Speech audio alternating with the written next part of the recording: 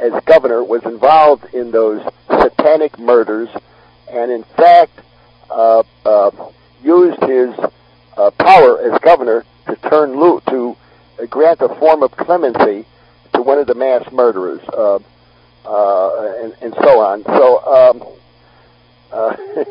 in that article, I know this comes as a shock to some people. I didn't read this in the paper, Skolnick. Where'd you get it from?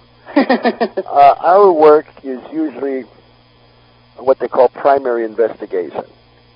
We get as close to the horse's mouth as possible, and in the process, we find out things directly. And that causes us a certain amount of trouble because some people are very narrow-minded, and they expect that if I write a story, that our work in the story is not there, that we're going to fill up the story with footnotes to somebody else's newspaper or magazine story. Well, that's secondary work. We do primary work.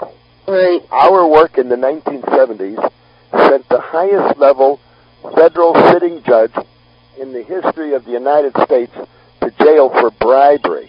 He tried to put me in jail for contempt. That's a long story.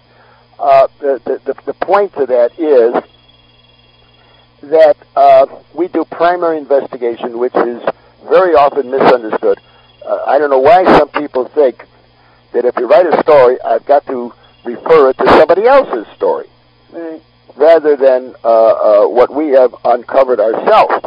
Did you ever find out why he was found alive and everybody else was dead? But we have accomplished a great deal with our methods of journalism, and so on. We don't investigate things like a journalism school teaches, but we've been successful. We've uncovered the biggest judicial bribery scandals in American history. Right. A federal appeals judge, one step below the Supreme Court, went to jail for bribery. He held a press conference. He said, Skolnick's a liar.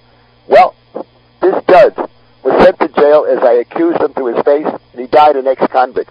Do I have to say more? Well, I believe your info. I know that, the media doesn't give us a shadow of the real news going on. And when we do get it, it's covered up and tainted. In the remaining minutes, what few things can I try to clarify? I made a disclaimer that obviously my discussion is incomplete. Right. Everybody, yeah. Can you run real quick on the Chandra Levy affair and with Tim McVeigh? Just why was she killed? In a few words. I've got a 3-part series on our website about the Chandra Levy affair. She worked her way into the press office of the federal system of prisons and got involved with the Timothy McVeigh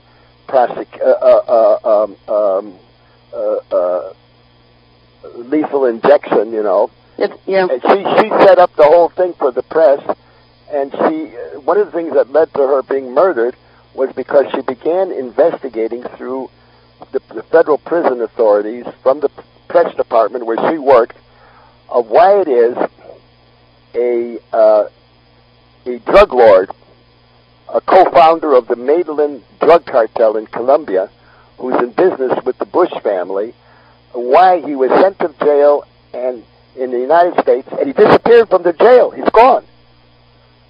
So he's gone just like they do corruptly in Mexico. Well, there's some people who claim Tim McVeigh never really died. That's right. Susan Carlson, I made a point of that. Susan Carlson from WLS Radio in Chicago made a statement on CBS that McVeigh was still breathing after the lethal injection and after the doctor had pronounced him dead. Right.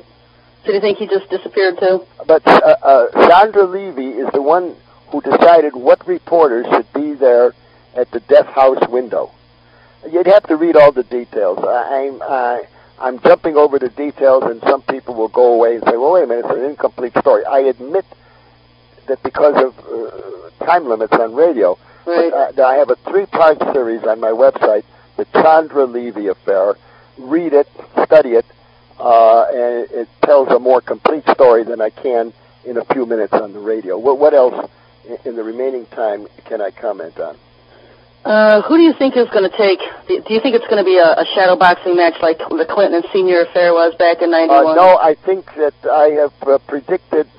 First of all, a year before the 2000 election, I caught a lot of criticism against me on talk radio when I predicted that the 2000 election may not be an election conducted in the usual way, and of course it wasn't.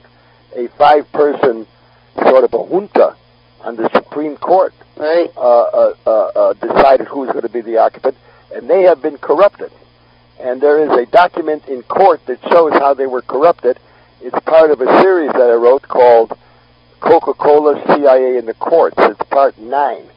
And there the court document is replicated there, and you can get some idea how some of the 5 judges that installed Bush arbitrarily were corrupted.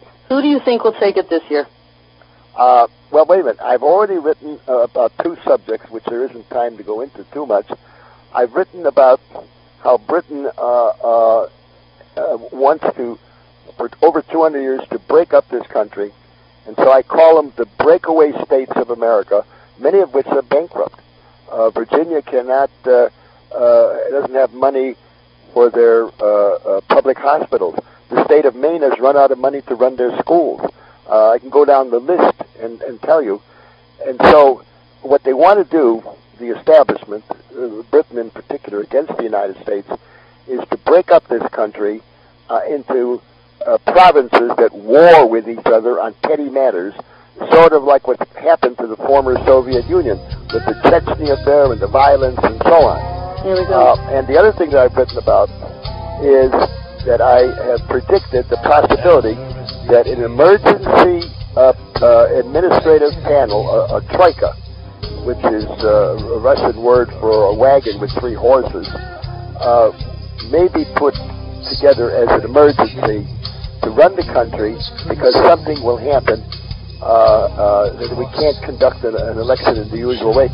And okay, we're going to have to leave it at that. We're getting the cutoff music here. What? Sherman, I thank you for coming to the show tonight. Honored you do my show. I'd like you to come back sometime. We can finish this conversation out. All right. Yeah, thanks everyone for listening.